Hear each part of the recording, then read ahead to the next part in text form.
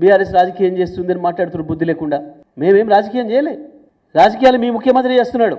రాజకీయ ప్రచారానికి మీ ముఖ్యమంత్రి పోయిండు. రాజకీయాలు బీఆర్ఎస్ చేయలే.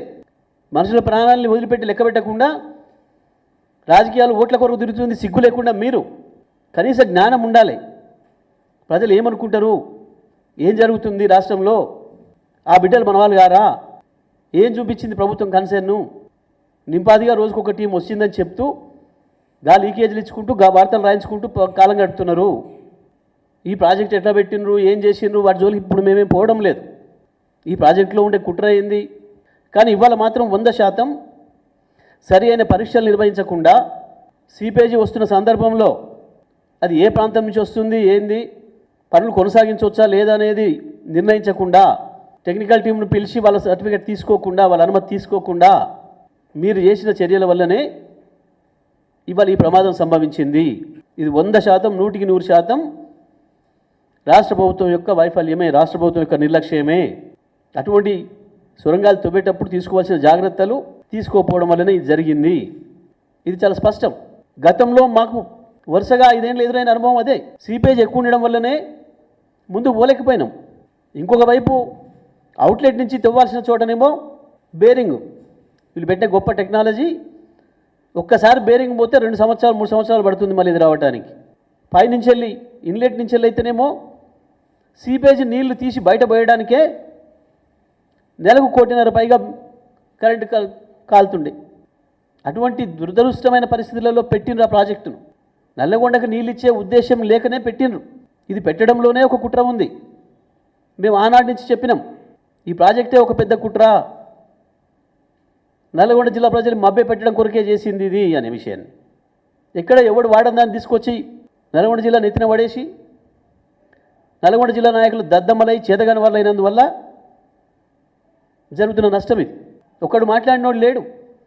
ప్రపంచంలో ఎవడి వాడని టెక్నాలజీ మాకెందుకు పెడుతున్నారు, ఇది సరైనది కాదు, దీంట్లో రక్షణ ఉండదు కార్మికులకు, అటువంటి పరిస్థితులలో పోయి పనిచేయడానికి భయపడతారు, ఇంకా చిమ్మ చీకట్లో ఆక్సిజన్ లేకుండా ఉండే ప్రాంతంలో పని చేయడానికి ఇబ్బంది పడతారు.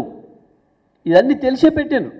ఏదో ఇచ్చినట్లు చేయాలి, నల్గొండ జిల్లా ప్రజల్ని మోసం చేయాలి, ఓట్లు వేయించుకోవాలని తప్ప ఇది పూర్తి చేసి నల్గొండ నీళ్ళు ఇద్దామన్న ఉద్దేశం ఏనాడు కూడా లేదు వీళ్ళకు. ఇవాళ అంతకు మించిన నిర్లక్ష్యంతో పనులు చేసి ఈ స్థితి తీసుకొచ్చిండ్రు. ఇంకా ముఖ్యమంత్రి ఒకవైపు మహబూబ్ నగర్ బిడ్డలు మమ్మల్ని కాపాడుకోవాలి, దీని కొరకు ఆ మందిని చంపడానికా, దీన్ని కాపాడుకోవాలి, మీ ఎటువంటి దుర్మార్గులా, మీరేం ప్రజల్ని చంపాలి, కార్మికులను చంపాలి, మిమ్మల్ని కాపాడాలి ప్రజలు, ఈ దుర్మార్గాలు చేయడానికా? కనీసం సిగ్గుపడాలి. ఈ పరిస్థితులలో నేను ఎన్నికల ఓట్ల కొరకు ప్రచారానికి పోతే ఏమనుకుంటుంది సమాజం అన్న సోయి, ఆ పట్టింపు. సమాజం అంటే ఒక లెక్క, ఏది కూడా లేని తత్వం. ఎవడేమనుకుంటే నాకేంది, అదేదో సామెత ఉండే, రూమ్ తగలబడుతుందంటే చక్రవర్తి ఏదో ఫిడేలు వాయించిండని.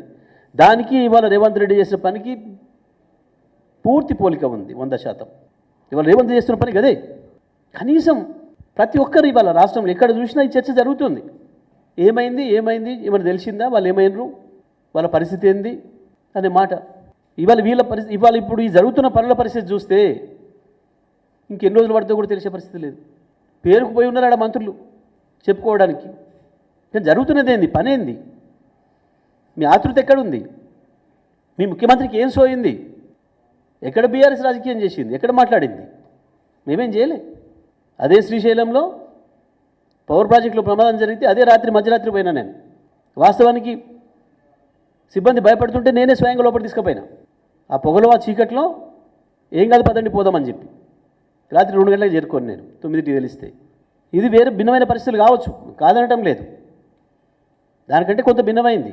కానీ 72 గంటల సమయం, ఒకవైపు ముఖ్యమంత్రి ఎన్నికల ప్రచారం, అంటే ఈ రాష్ట్ర ప్రభుత్వానికి ఆ కార్మికుల పట్ల ఉన్న వైఖరికి ఇది నిదర్శనం. ఈ ముఖ్యమంత్రి వైఖరిని, రాష్ట్ర ప్రభుత్వ వైఖరిని మేము తీవ్రంగా ఖండిస్తున్నాం. ఇంత మించిన అమానవీయమైన ఘటన ఇంకొకటి ఉండదు.